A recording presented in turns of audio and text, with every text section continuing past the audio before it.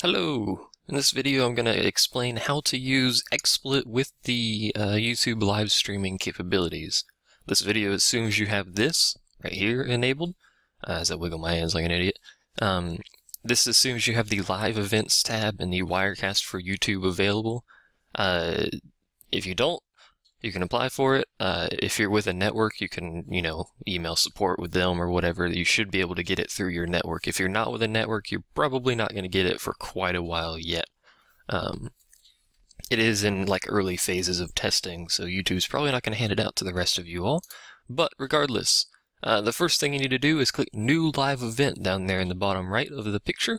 Apologies for the weird recording of this. This is the best way I can manage to do it with my setup.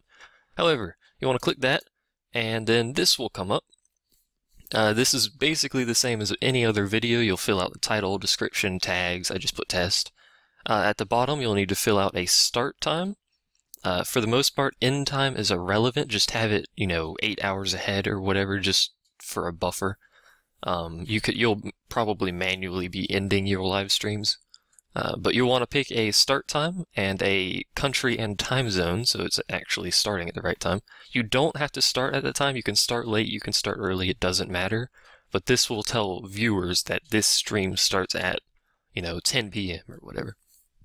Or I think it actually says this stream will start in 30 minutes or something like that. I can't quite remember. Either way, privacy settings, categories, stuff like that.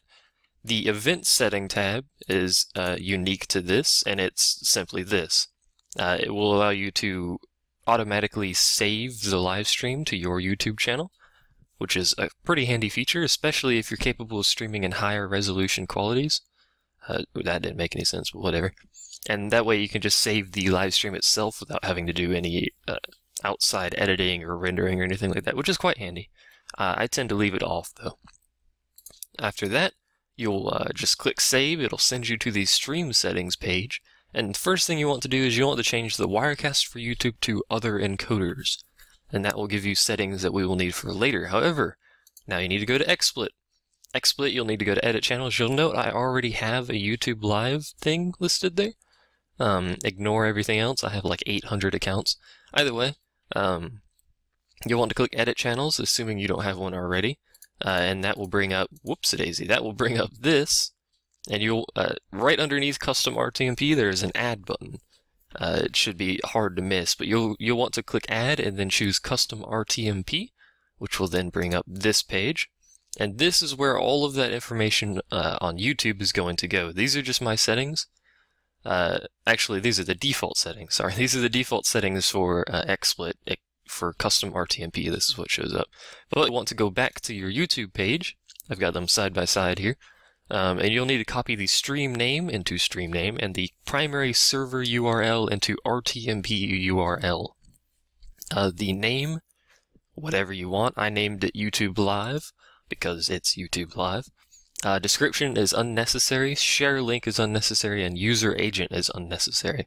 Then you'll want to set up your video encoding settings. Most people who have YouTube Live probably only have 360p capability. You can stream higher, and in fact, I'm pretty sure it'll actually display higher, but YouTube does not officially support full 1080p for most channels that have this feature. So you'll probably want to set your quality to 8 or 10. Either, it doesn't matter, it depends on how much bandwidth you have. And you'll want your max bitrate, your VBV max bitrate, to be probably 700.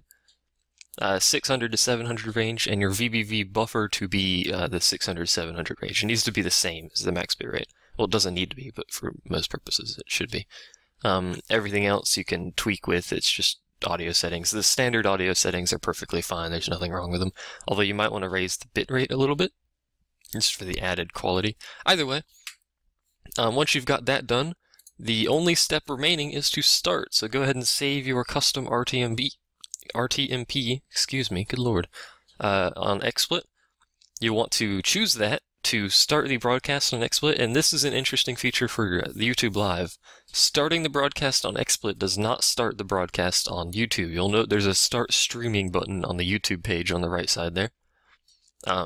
What this does is you can start the broadcast in XSplit, and you can actually use this to preview the stream and see how well it looks, how the audio settings are all set up and everything like that. I recommend you do that, especially if you're just starting out, as you likely won't have the audience there to assist you with audio settings and stuff like that on the fly. So I recommend you use that preview capabilities. But once you're ready, start the XSplit broadcast and then head over to YouTube and start the stream there. And you're good to go. Right below the good stream health and all that stuff that's cut off because I didn't take a picture of it because I'm a doofus, is your comment section, your live public viewing area or whatever. So you can preview the stream there. You can see comments that are coming in, all that stuff. One thing I will mention with YouTube Live is it uses the normal YouTube comment system, so it's not the best live stream chat room, I guess, is if you call it that. I would recommend using an external chat if that's at all reasonable with your setup. Otherwise, I would actually go to the actual stream watch page and just set the comments to auto update. For whatever reason, it'll update more often and accurately on the watch page than it will on the control panel thing here, control room. I don't know why. It is in beta, so I guess, features will come and go, I suppose. But other than that, you can set broadcast alerts on the right there if need be, things like technical difficulties and stuff like that, just to let your viewers know what's going on. But that's it. That's how you use it. You just need the custom RTMP, you need the information on the YouTube page, and you are good to go.